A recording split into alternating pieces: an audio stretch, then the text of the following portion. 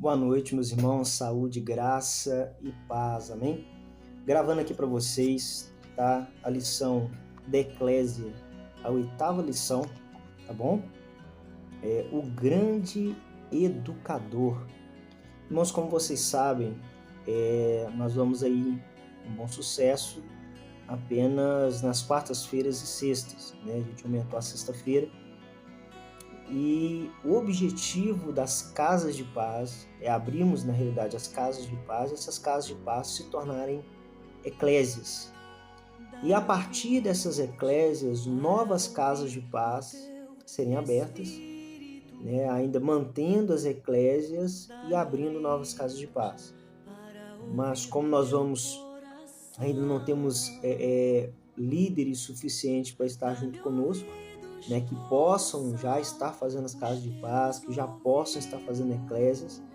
Por enquanto somos eu, a pastora e a Marcelene, né? Os outros irmãos estão em treinamento para poder estar fazendo as casas de paz, as eclésias, e aproveito aqui já para abrir oportunidade.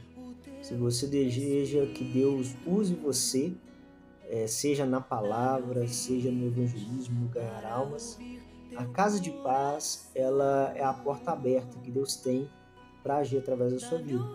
Pastor, eu tenho muita vontade de ministrar a palavra. A casa de paz é uma porta aberta para você fazer isso. Amém?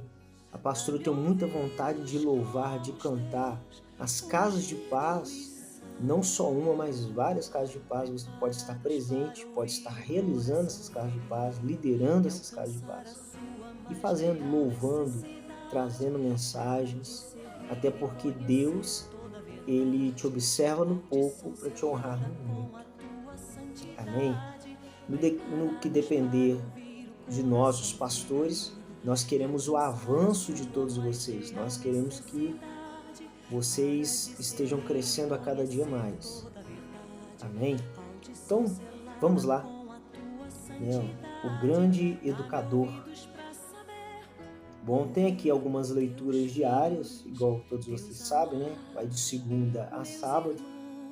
Você que tem essa revista, eu acredito que todos da igreja tenham, eu dei um na mão de cada um. Amém? Jesus, irmãos, ele era um grande educador. Em tudo que Jesus fazia, a sua prioridade era ensinar. Ele ensinou a respeito do Evangelho, ele ensinou a respeito do reino de Deus, a respeito do próprio Deus, ele ensinou a respeito de si mesmo, ele ensinou a respeito de finanças, ele ensinou a respeito de família, de unidade, de comunhão, de várias coisas. Quando Paulo ele fala assim, olha, sede meus imitadores, assim como eu sou de Cristo, uma das coisas que Paulo com certeza incluiu nessa imitação, de imitá-lo, era de ser um educador. Amém? Acompanhe aqui na apostila. Há pelo menos 60 situações nos evangelhos em que Jesus é citado como mestre. Então, nos evangelhos há pelo menos 60 situações, ou seja, 60 circunstâncias a qual Jesus ele foi chamado de mestre. Por quê?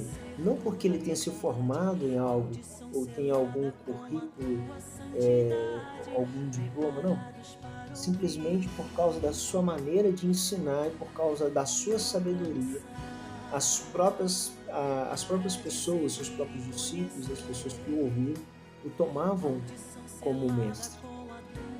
Amém? Alguns métodos didáticos de Jesus.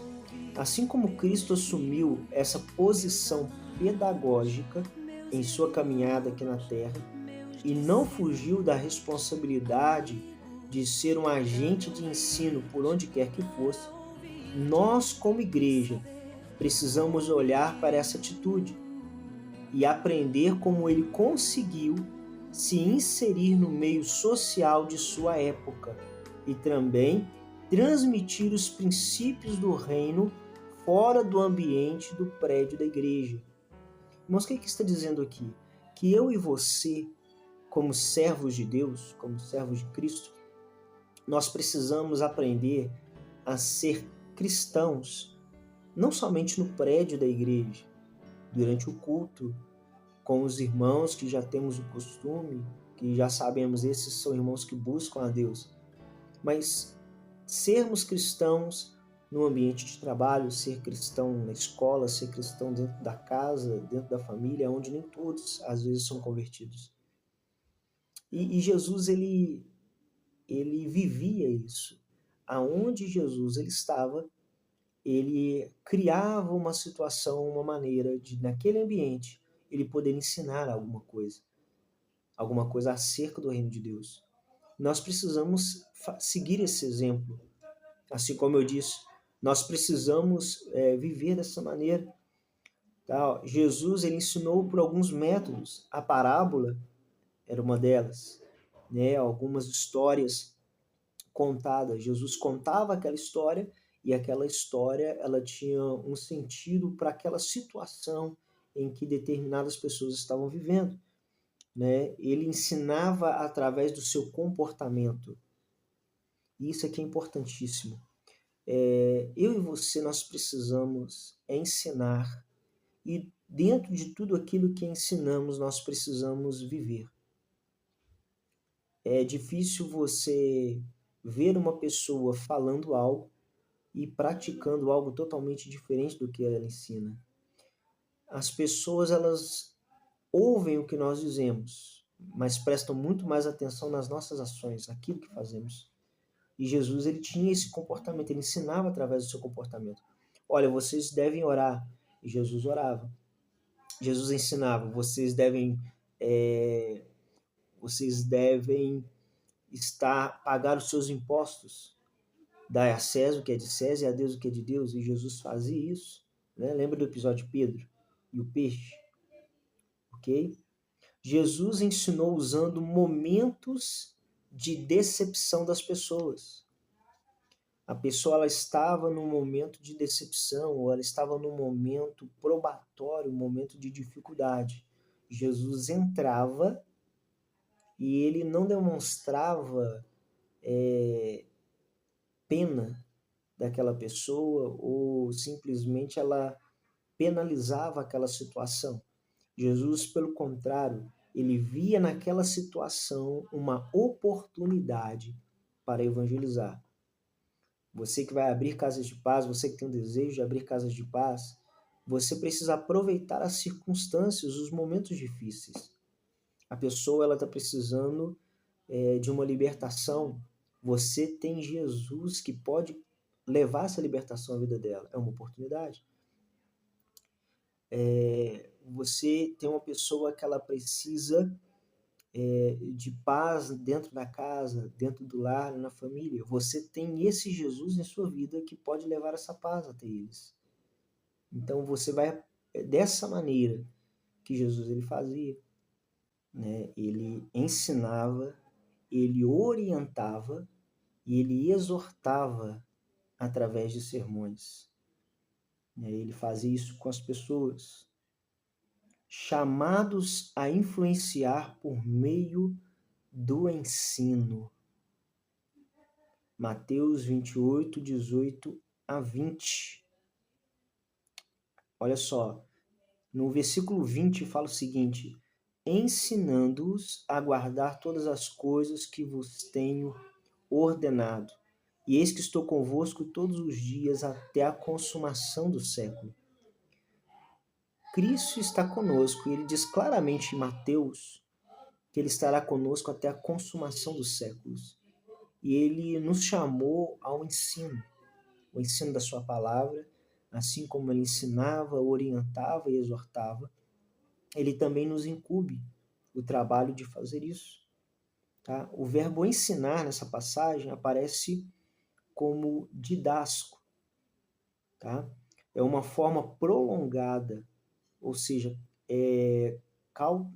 causativo de um verbo primário que é o aprender. Então, é ensinar e aprender. Ensinando, a pessoa aprendendo. E sabe que é que é legal nessa questão? Que nós que ensinamos, ao ensinar, nós aprendemos algo. Isso é fantástico. Não somente quem está ouvindo o ensino aprende, mas quem está ensinando também aprende da mesma forma. O que é ensinar? Olha só, ensinar. Conversar com outros a fim de instruí-los. Isso é ensinar, tá? É ensinar a alguém, dar instrução, instilar doutrina em alguém. Algo ensinado ou prescrito, ok? Ensinar alguém, ou seja, você pega a palavra de Deus, aquilo que Deus quer para a vida daquela pessoa, para o ser humano em si, e quando você começa a dizer o que Deus quer daquela pessoa, automaticamente você está ensinando. Amém? E quando fala lá em Mateus capítulo 5, versículo 13, quando fala assim, a declaração do Sermão no Monte, Mateus 5,13, vós sois o sal da terra. Ora, se o sal vier a ser insípido, como lhe restaurará o sabor? Para nada mais presta, senão para lançar fora, ser pisado pelos homens. Eu e você, meu irmão, somos sal da terra. O sal, quando ele é usado de forma demasiada, ele torna a comida não comestível, insuportável de se comer. Mas quando é usado de menos, a comida fica insípida. Mas a comida bem temperada, quem não gosta? Nós somos o sal da terra, Jesus ele disse isso. Nós não podemos ter exageros, mas também não podemos viver de uma forma que não seja do agrado do Senhor. Nós não podemos viver no mundo de uma forma exagerada, mas também não podemos viver no mundo dentro dos padrões do mundo. Nós precisamos, como sal da terra, ser temperados. As pessoas precisam ver em nós algo que ela possa confiar e possa buscar ensino, a presença de Deus, aquilo que lhe é preciso. Amém? Eu peço ao Senhor e quero que esse vídeo possa orientar você. Amém? Ouça esse vídeo, veja esse vídeo na realidade, acompanhe com a sua apostila, com o seu livro, tá bom? O poder da influência da igreja. Amém, meus irmãos? Eu sei que muito melhor é estar fazendo a eclésia pessoalmente, junto com vocês, mas nós precisamos, a igreja está crescendo e vai crescer ainda mais no nome de Jesus, mas nós precisamos a cada dia, vamos fazer o possível e adaptar da melhor maneira, amém? Eu quero que todos os irmãos sejam muito bem acompanhados, eu quero que todos os irmãos sejam muito bem instruídos, você que quer, seja treinado a realizar casas de paz, a realizar eclésias, e porque Deus quer o melhor para você. E você que está vendo essa mensagem, eu quero dizer para você, ninguém, absolutamente ninguém, é impossibilitado de fazer casa de paz, eclésia, ou de servir ao Senhor.